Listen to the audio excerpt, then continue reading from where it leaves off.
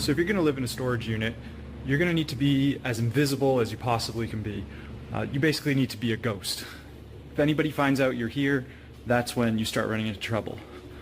So first of all, I needed power for my unit.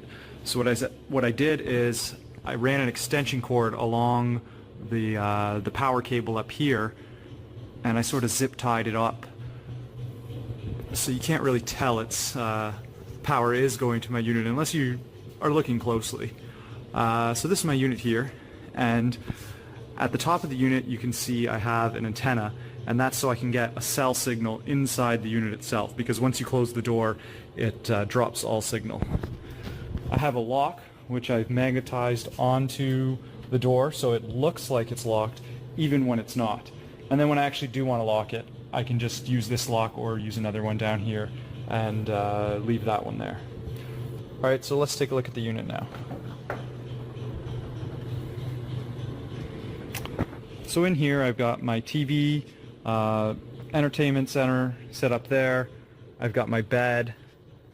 I've got my kitchen area over there, complete with a fridge, and my couch over here. Once you're inside here, you can close the door, and I've screwed on a latch here so that way you can close it and sort of lock it from the inside.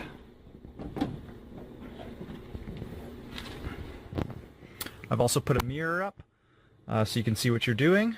Up here I've got a toaster oven, and this toaster oven actually works pretty well. I'd say it works just as well as a conventional oven. I've got some dishes over here. I've got some more pots and pans over here, and my fridge is right here.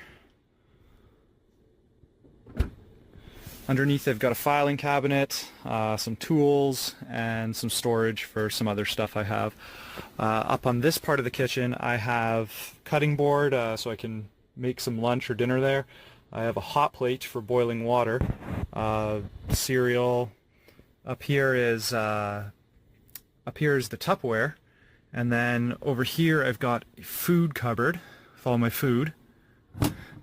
And this is the sink I've built, and the sink is basically like a 25-liter container filled with water, and I've attached these tubes here, so you just open it up, and then the water comes down this tube and out there.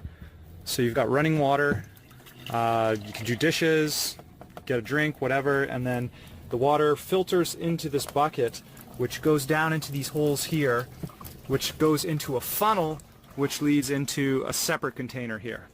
And I usually find I have to empty that container and refill that one, usually once a week, maybe twice.